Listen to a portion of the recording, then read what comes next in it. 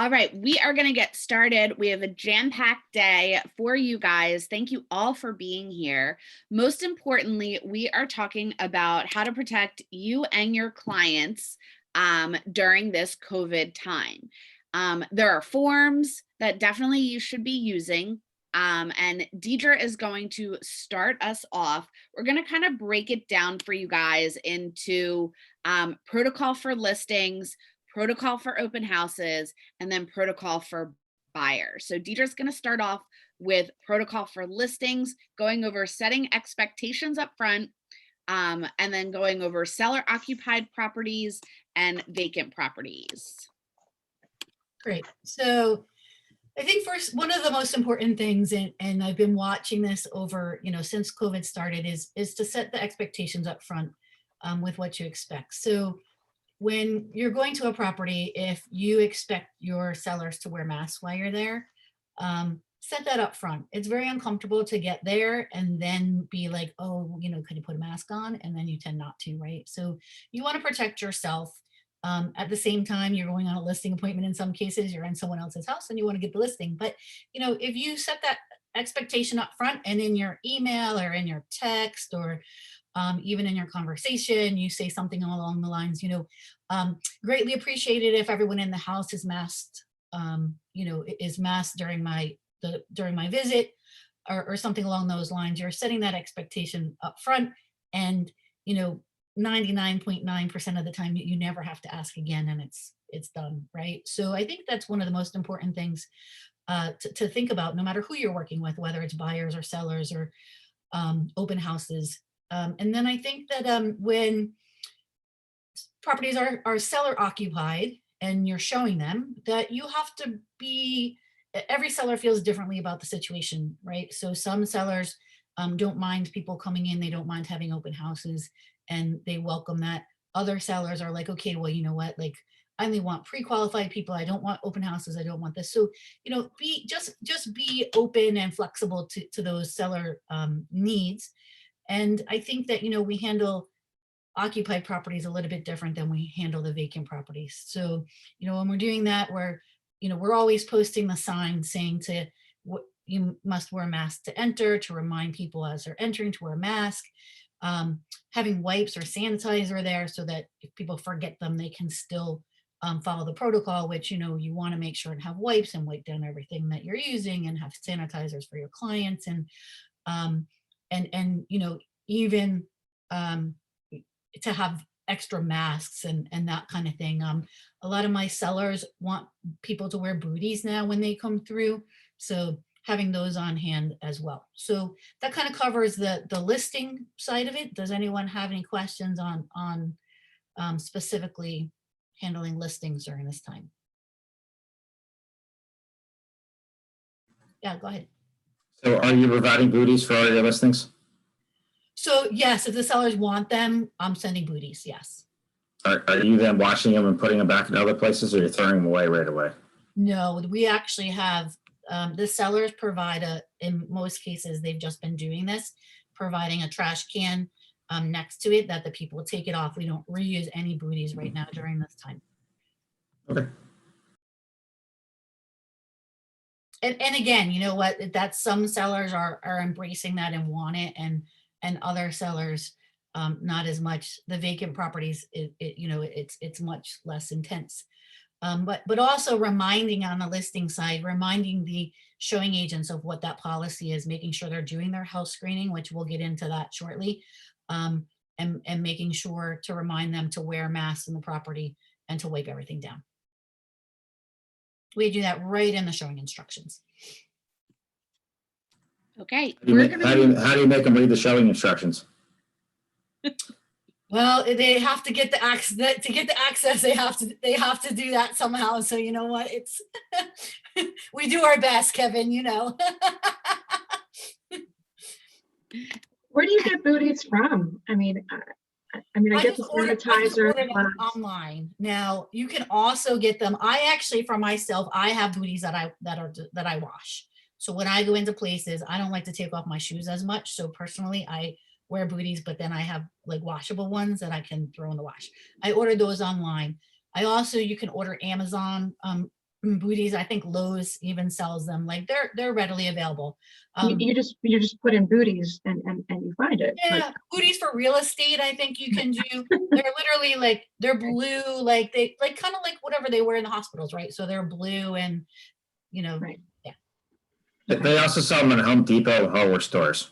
So if you're like on a fly, you need to get one. I live in the suburbs, so I can go to Home Depot very, very easily. Right. If you type in booties on Amazon, tons of ones come up. Okay. And it's much easier to get shipments now than March. So And we do this. Deidre, I'm sorry, just one more question. You said you have to post instructions as well for at a seller's home when there's an open house? Yeah, so two different things, right? So when I'm listing a house, I post the showing instructions for buyers agents to remind them of what the protocol is, right? So Okay. that they should be wiping everything down. If the seller wants booties, to be wearing booties, that they should be doing their health screening beforehand, which there are forms that you can use to do those screenings. So I actually prefer to use the forms before, you know, I have sellers sign off on the COVID access form. That is a standard PAR form that you can find in your DocuSign and in your or in your dot loop, whatever you're using. So those forms, the access form basically says that, you know, they realize there's liability, and I use that with every buyer and every seller. And also the COVID health form. So instead of doing the screening verbally, which is what is technically required, I just send them both out, have them, you know, sign off on those so that I have them on file. I think it's just easier to do that. And then as to get into just doing the open houses themselves, because we have done a ton of open houses during this time. I set up a table out front of the open house outside. You're only allowed to have an agent and two potential buyers in the property at a time, right? So we only allow one party, including two people, and an agent in the house during the open house. So we set out a table outside that has a sign-in sheet, the COVID health and access form, and a consumer notice. I set out pens that are individually, these happen to be individually wrapped, and I let them take them. But you can just buy a box of regular pens and let them take them. And then, you know, I have, like I said, the extra masks on hand. But, and then, so I might be outside engaging the people and getting them to sign in. And then they go into the open house, and then the next party is signing up and waiting to go in. So that's how we're handling our opens and following the protocol for that. And I think, you know, to try and always do the right thing when you're out there, right? Because I know in the neighborhoods that I work in, people are always watching us, right? And they're always saying, okay, are you doing the right thing? And if you look on Nextdoor and some of these social media sites, whatever, people are posting about people who aren't doing the right thing. So you never know what sellers have cameras. You never know who is watching you. And you always just want to do the right thing and follow that protocol.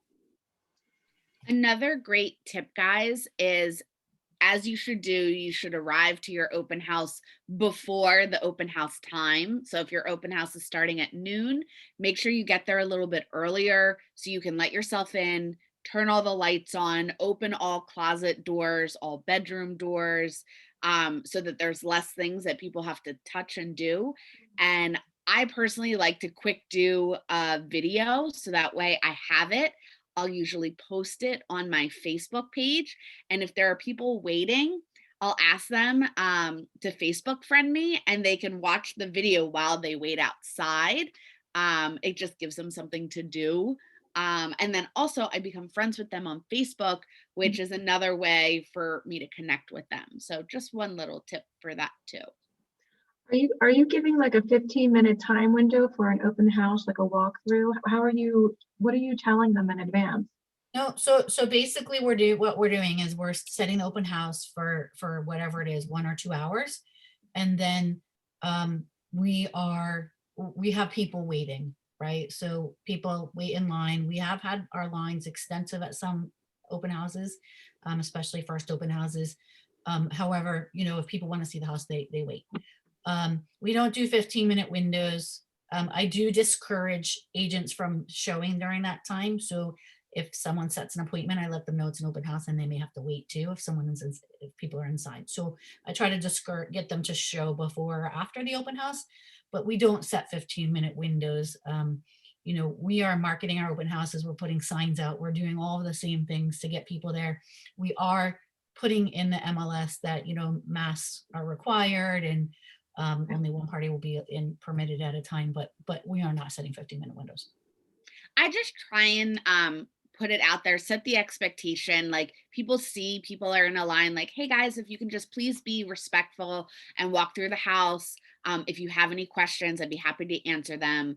You know, because if you're waiting, when you go in, clearly someone behind you is waiting. So I think sometimes if you just put out the expectation to walk through the house in a timely manner, you know, and that's also why, like with the video, they can watch it so they can maybe see some of the things that maybe they weren't sure of. But you know, the whole goal is to get people there, so you don't want to be kicking people out as soon as they walk in the door too. Right. How much time are you noticing people are, by making those comments in advance, how much time are people spending in the house? I mean, You know, it depends on interest level. So, I mean, we have had open houses where people were, you know, they're there for 10 or 15 minutes. Some people are in and out in 3 or 4. So, it really hasn't been an issue. People expect it. Like you go to Whole Foods now and you wait in line. So going to an open house and waiting in line is anticipated. I think if you're doing a house in the suburbs, you may want to have your open house window a little bit longer. I've been seeing, you know, 3-hour open house timelines versus in the city, maybe they're only 2 hours. Kevin, have you noticed that at all in the suburbs? Typically, we have 3-hour open house windows. When I first started, I used to do 4 because I wanted to meet anyone. You know, so like you can do a 4-hour window if your clients will let you. Sometimes they're doing Thursday nights or Fridays or Saturdays just to mix it up, but 3 is a typical, and it gives people a good chance to space it out. So, and again, my wife had one this last weekend, and someone was in there for an hour, like because it was slow, and other people were in for like 3 minutes. The house is 5,000 square feet. They just ran through and got out. So. are we discouraging giving out handouts? Is the goal to get as many emails as possible and just email them more information? That way there's no touching of the material? So it through the open house class, I discourage handouts that way anyway. So that's something that we've been doing for a while. That's one of the monthly classes, right? So we always engaged people and got their contact information to send them things electronically anyway. So this has only made that much easier, right? So the one thing that we have started doing is actually having sign-in sheets and with those forms. So we didn't used to use sign-in sheets. We would only engage them. Now with COVID, we do have sign-in sheets. I think Dana put the package that we use in the chat. You're required to have a checkbox in there to let them opt out of contacting them for anything other than COVID related issues. So if someone checks that box that no, you can only contact me for a COVID related issue, that's your chance to engage them, provide an item of value to get them to allow you to contact them for something non-COVID related, meaning the listing or other listings to make them a client. Does anybody not see it in the chat box? If you had joined a little late, you might not see it. Okay. But yes, the forms are in the chat box. I have both an example packet of what DJ has at the open house, and then I have a second one that just has the COVID forms, as well as an addendum. If you're working with a buyer and putting in an offer, there's also a COVID addendum that you might want to consider using too. Anyone else have any open house questions? Yeah, I just have a quick question about, and this is less COVID related, more just open house related. I'm doing every weekend, every hour that's available to host other people's open houses. Do you have any advice on like what hour gets more traction? Is it Sundays at noon because everyone's waking up later, or any trend like that? So we do actually watch that. I think it depends on it. Sometimes it can be weather related. Sometimes it can be activity related. So, Okay. the day of the Broad Street Run, our Sunday open house at noon is not the best attended. However, and if it's like an Eagles playoff game at noon, that is usually not the best time to do it. However, then I might switch to a Saturday. However, typically our Sunday open houses are well attended as long as it's a Sunday without those things around it. But Saturday or Sunday open houses can be phenomenal if you market them in advance. And the open house class goes through how to really do that. And we prepare for our open houses a week in advance. We start on Monday for our weekend open houses, and every day we're doing marketing, and every day the agent's preparing. So I'm happy to go through some of that with you off of this call to kind of get you like really lead generating from open houses. I'm happy to help you do that. Thank you. Yeah, definitely doing your homework before your open house. Deidre's class is amazing. She talks about flyering, also really utilizing social media, like not just the Sunday you're doing it, like all week long in preparation. And also don't forget possibly partnering with a lender to be there with you, number one, for safety. And number two, if somebody has questions about mortgages or getting pre-approved, that's a great opportunity. And you can also ask them to share your social media posts about your open house as well to their network too. Awesome. We're going to move on now to working with buyers and being COVID safe. I don't know how many of you are currently working with buyers, but before you do showings, the hope is that you have gone over and had your client sign the consumer notice. That can be found in your zip forms. It's also on the Keller Williams dashboard, all of the forms that you might need for Pennsylvania, New Jersey, Delaware, and New York, I believe too. So consumer notice is really important. And also when you are doing showings with your clients, you should be having them also fill out the COVID forms, which is the health one, as well as the access form. And that's essentially asking them if they've been exposed to COVID, do they have any of the symptoms? They can check yes or no, and they sign it. You should also fill out one, and those should be sent prior to your showing. So perfect example, I have showings tomorrow with a client. I have sent him his forms today via DocuSign, asking him to please fill it out and sign it. That way I will get them back, hopefully by this afternoon. I always set an expectation. Hey, I need you to sign these documents in order for us to gain access. Can you please sign them and get them back to me by 2 p.m. today? That way I have them to send them to the listing agent. And again, I will have those forms to send my signature as well as my client's signature to send to any of the listing agents for my showings. Some listing agents, as Deidre mentioned, will not give you the access for the property until you send those forms. So it might even be advantageous to get the form signed sooner than a day before. So if you know you're taking your clients out this weekend, maybe you send them the forms today. Any questions? So those are the main forms for working with buyers for your showings. And just as we explained before, setting the expectations about wearing masks. I also set the precedent that our goal when we're walking through a home is for them to see the property. So we are to walk through the property and see it and do any questions outside of the property. It's a quick tour so they can see the layout and see if room sizes will work for them, and any questions, we're going to handle that outside of the home, so that way we can be respectful to the homeowner, especially if it's seller occupied. If it's vacant, maybe I'm not as aggressive in keeping it timely and moving forward, but if we have multiple houses to see, I also want to be conscious of staying on schedule too.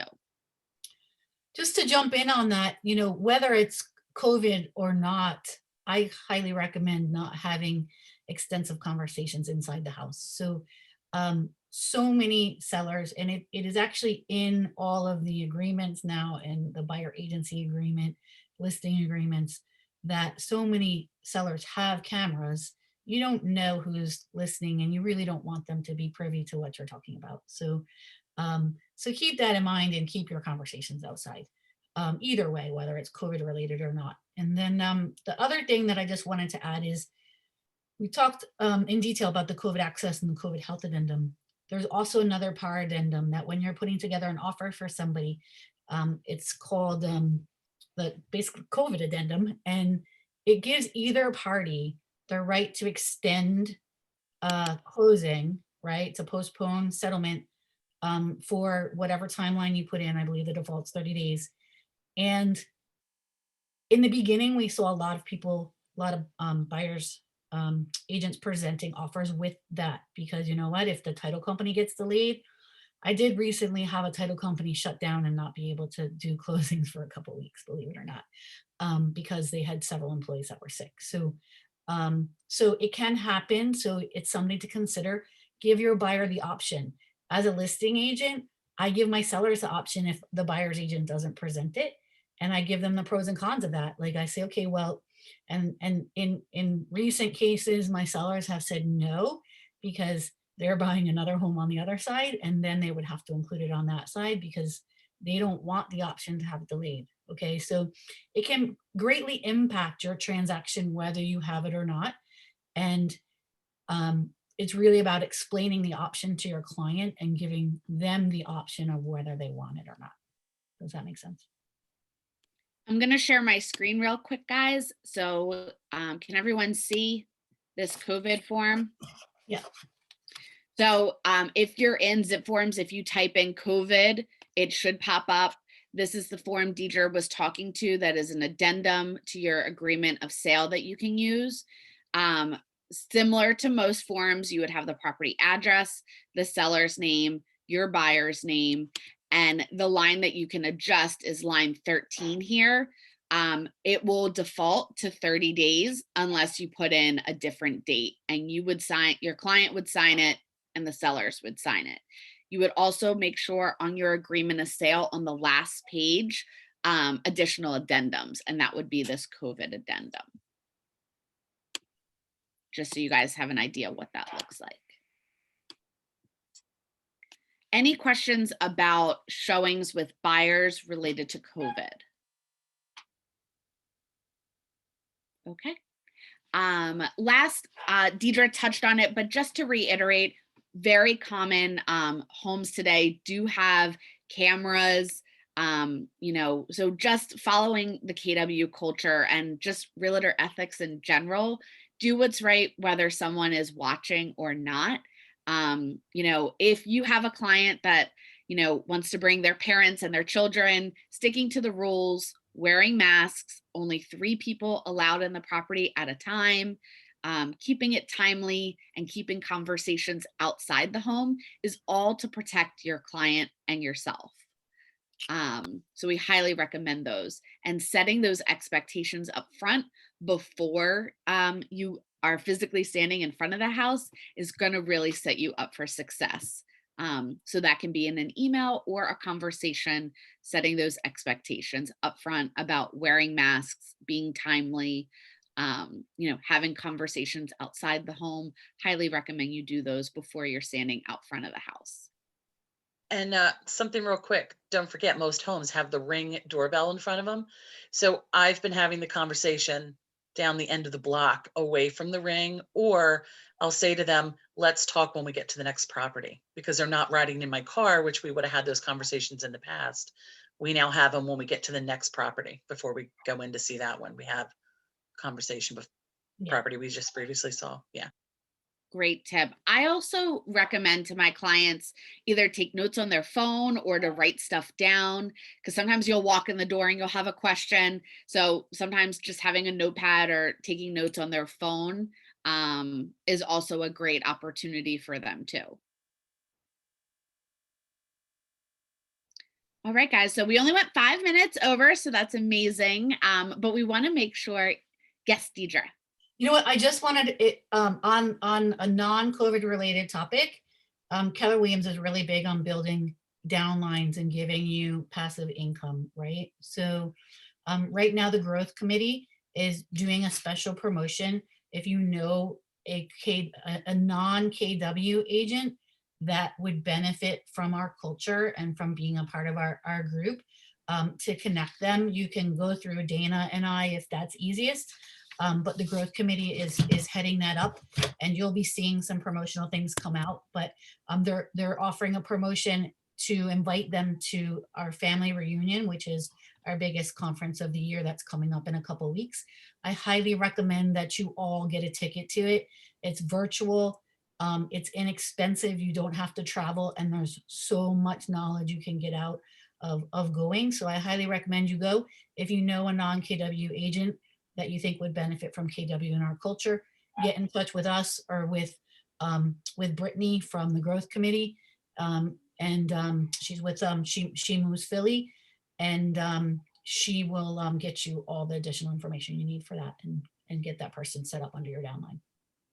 I've also put my cell phone and email in case anyone has questions that they want to ask us offline, or, wants more information about inviting any non-KW agents to family reunion. If you personally have not signed up, I highly recommend it. Let me tell you, you're saving a ton of money. You're not traveling, you're not paying for hotel, you can be in your PJs. And like Deidre said, there's some really great information that you're going to gain.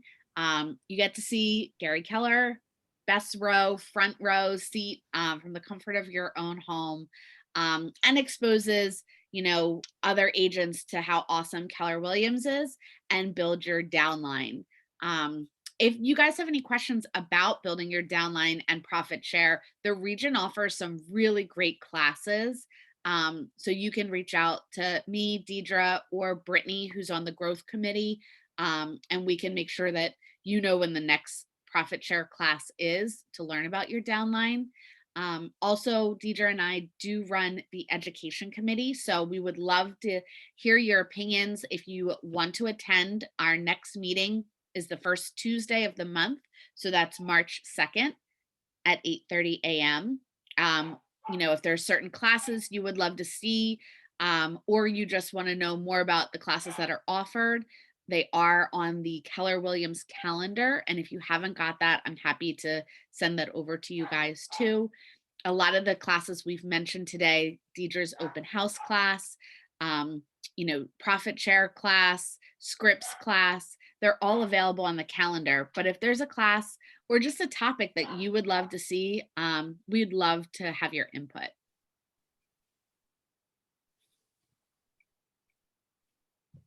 Any other questions, guys? We really appreciate you spending your morning with us. We hope this was helpful. The forms are in the chat box, so I do recommend quick download them so you have them, but they are in your zip forms. And if for some reason you forget, you can always reach out to us. Thank you guys so much for being here. Thank you. Have a great day. Thank you. Bye, guys. Thanks. Have a good one.